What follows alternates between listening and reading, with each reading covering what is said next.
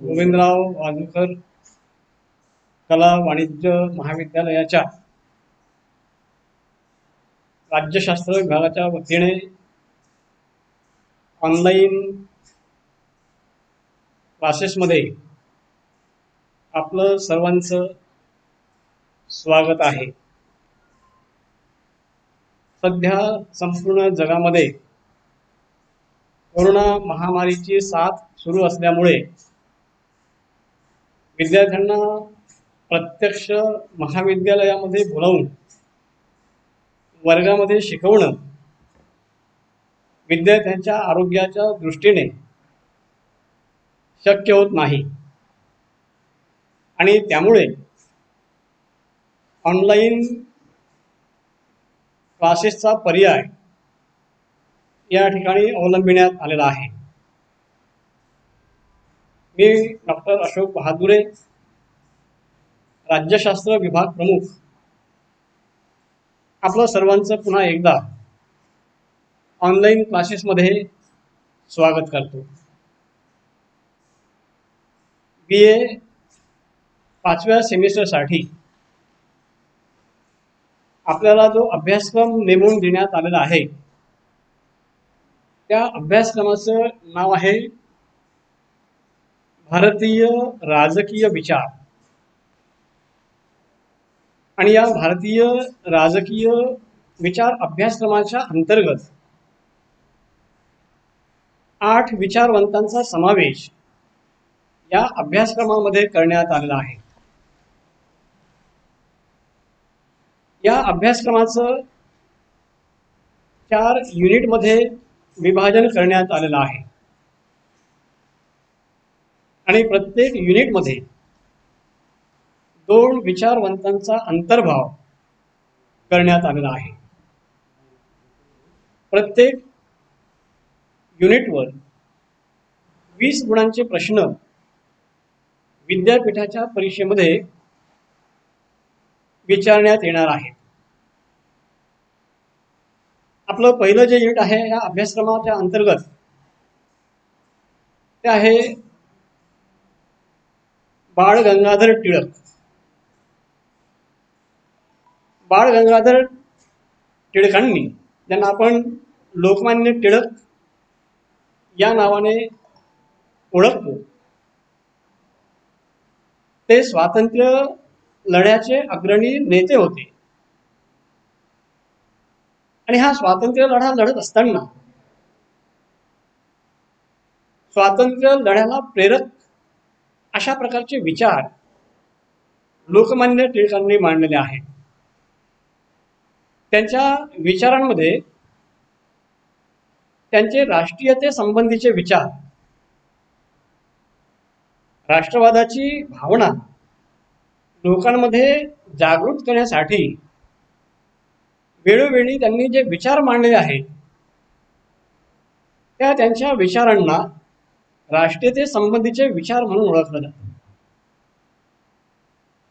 त्यानंतर त्यांनी राजकारणाची चतुसूत्री मांडलेली आहे. स्वातंत्र्य चळवळ चालवत असताना ती कशा प्रकारे चालवावी, कोणत्या तत्वाच्या आधारे चालवावी, याचा एक कार्यक्रम टिळकांनी दिलेला होता. त्याला टिळकांचा राष्ट्रीय कार्यक्रम असं देखील म्हटलं जाते. आणि या कार्यक्रमामध्ये 4 सूत्रे असल्यामुळे, 4 तत्वे असल्यामुळे त्याला टिळकांच्या राजकारणाची चतुसूत्री या नावाने देखील ओळखलं जाते. त्यामध्ये स्वदेशी, बहिष्कार, राष्ट्रीय शिक्षण आणि स्वराज्य या 4 तत्वांचा अंतर्भाव करण्यात आलेला आहे. या 4 तत्वांचा अभ्यास आपल्याला टिळकांच्या राजकारणाची चतुसूत्री या अंतर्गत करावयाचा आहे. या युनिटमधले दुसरे विचारवंत आहेत विनायक दामोदर सावरकर. सावरकरांनी जे विचार मांडलेले आहेत त्यामध्ये त्यांचे हिंदुत्वासंबंधीचे विचार आणि हिंदू राष्ट्रवादासंबंधीचे विचार हे अत्यंत महत्त्वाचे मानले जातात. हे विचार मांडत असताना हिंदुत्वाची कल्पना ही हिंदू धर्मापेक्षा कशी व्यापक आहे त्याचं स्पष्टीकरण त्यांनी हिंदुत्वाच्या कल्पनेमध्ये केलेलं आहे. आणि त्या हिंदुत्वाच्या आधारावर त्यांनी राष्ट्रवादाची भावना लोकांमध्ये निर्माण करण्याचा प्रयत्न केलेला आहे. त्यामुळे त्यांचे हिंदुत्वासंबंधीचे विचार आणि हिंदू राष्ट्रवादासंबंधीचे विचार हे आपल्या अभ्यासक्रमामध्ये समाविष्ट करण्यात आलेले आहेत. त्यानंतर त्यांचं क्रांतीचं तत्वज्ञान किंवा त्यांचे क्रांती संबंधीचे विचार याचा देखील अभ्यास आपल्याला या ठिकाणी करावयाचा आहे. सावरकर हे सशस्त्र क्रांतीचे पुरस्कर्ते होते. ज्या साधनांच्या द्वारे इंग्रज सरकार आपल्यावर अधिराज्य गाजविते त्या साधनांचा उपयोग स्वातंत्र्यासाठी आपण केला पाहिजे असं सावरकरांचं मत होतं. आणि म्हणून त्यांनी क्रांतीचं तत्वज्ञान किंवा क्रांतीची कल्पना मांडलेली आहे. त्याचा अभ्यास आपल्याला या ठिकाणी करायचा आहे. त्यानंतर दुसऱ्या युनिटमध्ये पहिले विचारवंत आहेत मोहनदास करमचंद गांधी, ज्यांना आपण महात्मा गांधी या नावाने ओळखतो. महात्मा गांधींच्या विचारांमध्ये त्यांचे सत्यासंबंधीचे विचार,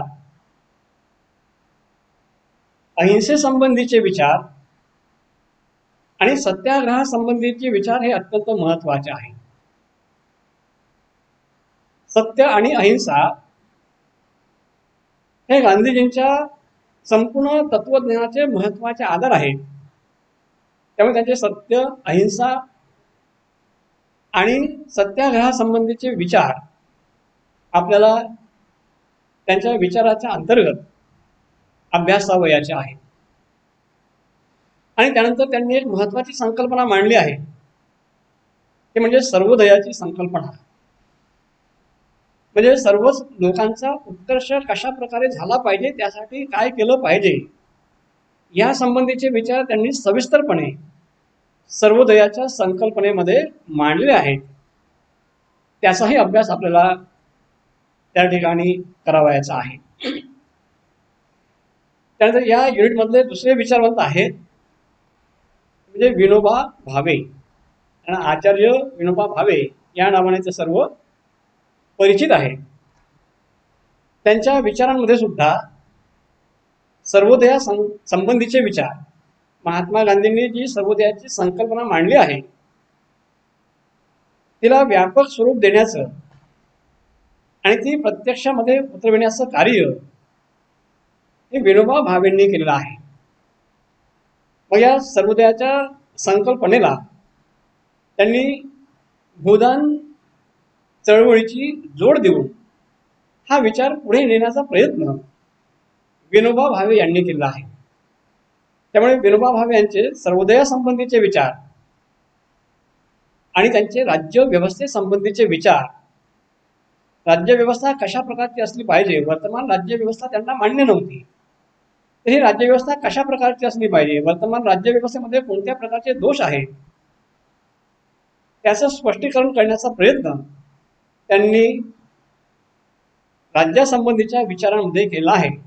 त्यामुळे त्यांच्या राज्यासंबंधीच्या विचारांचाही अभ्यास आपल्याला या ठिकाणी करायचा आहे. त्यानंतर तिसरं युनिट आहे त्यामध्ये पहिले विचारवंत आहेत ज्योतिराव फुले. ज्योतिराव फुले यांच्या विचारांमध्ये त्यांचे जे महत्त्वाचे दोन विचार आहेत ते म्हणजे शिक्षणासंबंधीचे विचार आणि समतेसंबंधीचे विचार.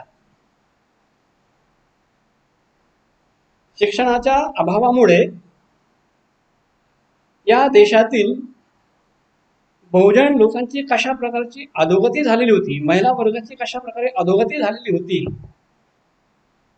याचं वर्णन आणि या लोकांना शिक्षण मिळणे कसं आवश्यक आहे या संबंधीचं वर्णन त्यांनी आपल्या शिक्षणासंबंधीच्या विचारांमध्ये केलेलं आहे.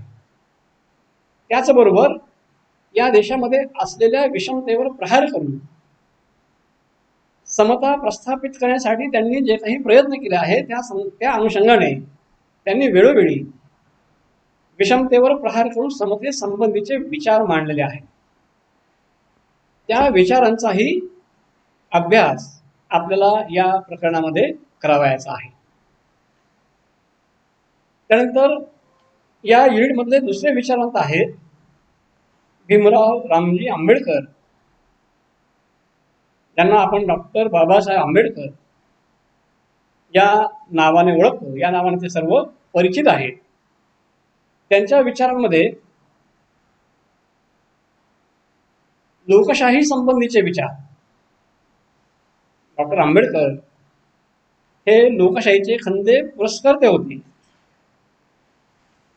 स्वातंत्र्यानंतर भारतातील तळागाळातील लोकांचा विकास घडवून आणायचा असेल तर या ठिकाणी लोकशाही स्वरूपाची शासन व्यवस्था असली पाहिजे, असं त्यांचं ठाम मत होतं. लोकशाहीवर त्यांची नितांत श्रद्धा होती. त्यांनी आपली जी सर्व आंदोलने चालविली ती लोकशाही मार्गाने चालविलेली आहेत. त्याचबरोबर राजकीय लोकशाही बरोबरच सामाजिक लोकशाही निर्माण झाली पाहिजे, अशा प्रकारचं त्यांचं मत होतं. आणि म्हणून त्यांनी राजकीय लोकशाही बरोबर सामाजिक लोकशाही संबंधीही विचार मांडलेले आहेत.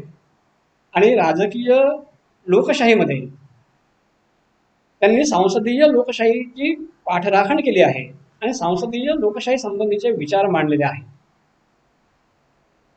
त्याचबरोबर त्यांच्या विचारांमध्ये सामाजिक न्यायासंबंधीचे विचार त्यांचे अत्यंत महत्त्वाचे आहेत.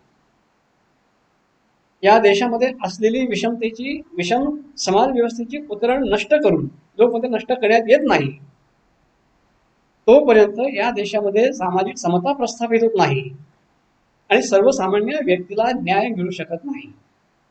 म्हणून प्रत्येक व्यक्तीला न्याय कसा मिळेल यासाठी त्यांनी सामाजिक न्यायासंबंधीचे विचार मांडलेले आहेत. त्या विचारांचा अभ्यास देखील आपल्याला या प्रकरणामध्ये करावयाचा आहे. त्यानंतर चौथ्या युनिटमध्ये पहिले विचारवंत आहेत जवाहरलाल नेहरू. आपण पंडित नेहरू या नावाने ओळखतो. स्वातंत्र्य चळवळीमध्ये त्यांचा सक्रिय सहभाग राहिलेला आहे आणि स्वातंत्र्योत्तर काळामध्ये अनेक वर्षपर्यंत ते भारताचे प्रधानमंत्री राहिलेले आहेत. आणि प्रधानमंत्री असताना त्याचबरोबर स्वातंत्र्य चळवळीमध्ये कार्य करत असताना त्यांनी वेळोवेळी काही विचार मांडलेले आहेत.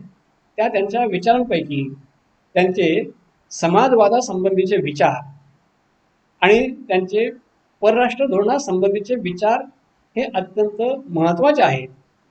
आणि त्यामुळे या दोन्ही विचारांचा समावेश आपल्या अभ्यासक्रमामध्ये करण्यात आलेला आहे. आणि शेवटचे विचारवंत आहेत राम मनोहर लोहिया. राम मनोहर लोहिया हे सुद्धा समाजवादी विचारवंत आहेत. भारतामध्ये समाजवाद कशा प्रकारे असला पाहिजे, पाश्चात्य समाजवाद हा भारतामध्ये जशाचा तसा स्वीकारून चालणार नाही, तर भारतामध्ये समाजवाद हा भारतीय परिस्थितीला साजेसा असला पाहिजे, ज्यातून भारतीय लोकांचे प्रश्न सुटले पाहिजेत, अशा प्रकारचा समाजवाद हा भारतामध्ये असला पाहिजे. म्हणून भारतीय परिस्थितीच्या अनुषंगाने कशा प्रकारचा समाजवाद असावा या संबंधीचे समाजवादी विचार राम मनोहर लोहिया यांनी मांडलेले आहेत. त्याचा अभ्यास आपल्याला या प्रकरणामध्ये करावयाचा आहे. आणि त्यांनी मांडलेली चौखंबा राज्य पद्धती, म्हणजे सध्याची जी संघराज्य पद्धती आहे ही दोन खांबी आहे. एक म्हणजे केंद्र सरकार आणि दुसरं राज्य सरकार. स्थानिक स्वराज्य संस्थांना फारसं महत्त्व त्या काळामध्ये नव्हतं. म्हणून खऱ्या अर्थाने आपलं संघराज्य जे आहे त्या संघराज्याचे दोनच खांब आहेत, केंद्र सरकार आणि राज्य सरकार. हे असा दोन खांबी राज्य पद्धती त्यांना मान्य नव्हती. तर गाव, जिल्हा, प्रांत आणि केंद्र अशा 4 ठिकाणी या सत्तेचं विभाजन झालं पाहिजे आणि त्या त्या ठिकाणावरचे प्रश्न त्या त्या ठिकाणच्या शासन संस्थेकडूनच सोडवण्यात आले पाहिजे. अशा प्रकारची चौखंबा राज्य पद्धती राम मनोहर लोहिया यांनी मांडलेली आहे. त्याचाही अभ्यास आपल्याला या ठिकाणी करायचा आहे.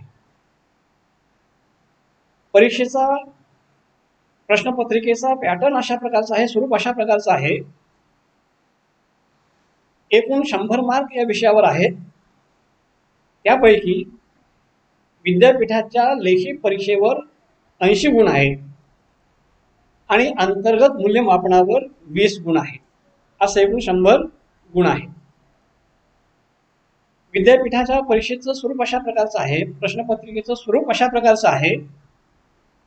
पहिला प्रश्न हा दीर्घोत्तरी स्वरूपाचा आहे. त्यामध्ये कोणत्याही एका युनिटवर 2 प्रश्न विचारले जातील. त्या 2 पैकी कोणताही एक प्रश्न आपल्याला सोडवायचा आहे, जो 16 मार्कांचा आहे, ज्याला दीर्घोत्तरी प्रश्न असं म्हटलं. दुसरा प्रश्न सुद्धा दीर्घोत्तरी स्वरूपाचा आहे, ज्याच्यावर 16 मार्क्स आहेत. राहिलेल्या 3 युनिटपैकी कुठल्या तरी एका युनिटवर पुन्हा 16 मार्कांचे 2 प्रश्न विचारले जातील. त्या 2 पैकी आपल्याला कोणताही एक प्रश्न 16 मार्कांचा सोडवायचा आहे. त्यानंतर तिसरा प्रश्न आहे, ज्याला लघुत्तरी प्रश्न असं म्हटलं जाते. यामध्ये राहिलेल्या 2 युनिटपैकी एका युनिटवर 8-8 मार्कांचे 4 प्रश्न विचारले जातील आणि त्या 4 पैकी आपल्याला 2 प्रश्न सोडवायचे आहेत. प्रत्येक प्रश्न हा 8 मार्कांचा आहे, म्हणजे 8 अधिक 8 असे एकूण 16 गुण. चौथा प्रश्न तशाच स्वरूपाचा आहे. शिल्लक राहिलेलं जे युनिट आहे त्या युनिटमधून एकूण 4 प्रश्न विचारले जातील, जे 8-8 मार्कांचे आहेत आणि त्या 4 पैकी आपल्याला 2 प्रश्न सोडवायचे आहेत. अशा प्रकारचा हा चौथा प्रश्न लघुत्तरी स्वरूपाचा आहे. आणि 5वा प्रश्न आहे तो अतिसंक्षिप्त स्वरूपाचा प्रश्न आहे, ज्यामध्ये एकूण 8 प्रश्न विचारले जातील. 8 विचारवंतांवर 8 प्रश्न विचारले जातील. प्रत्येक प्रश्न हा 2 मार्काचा असेल आणि ते 8ही प्रश्न आपल्याला सोडवावे लागतील. सोडवणं अनिवार्य आहे. अशा प्रकारचं विद्यापीठाच्या प्रश्नपत्रिकेचं स्वरूप आहे. अंतर्गत मूल्यमापनामध्ये 5 गुण गृहपाठावर आपल्याला एखादा विषय दिला जाईल, त्या विषयावर आपल्याला घरून माहिती लिहून आणायची आहे, त्याच्यावर 5 गुण आहेत. 10 गुण आपल्याला एखादा विषय दिला जाईल, त्या विषयावर आपल्याला चर्चा करायची आहे, आपलं मत मांडायचं आहे, बोलायचं आहे, त्यावर 10 गुण आहेत. आणि शिकवून झालेल्या अभ्यासक्रमावर 5 मार्कांची तोंडी परीक्षा घेतली जाईल, त्याच्यावर 5 गुण आहेत. असे एकूण अंतर्गत मूल्यमापनाचे 20 गुण आहेत. तर अशा प्रकारे एकंदरीत आपला हा अभ्यासक्रम आहे आणि आपल्या या प्रश्नपत्रिकेचं स्वरूप असेल. धन्यवाद.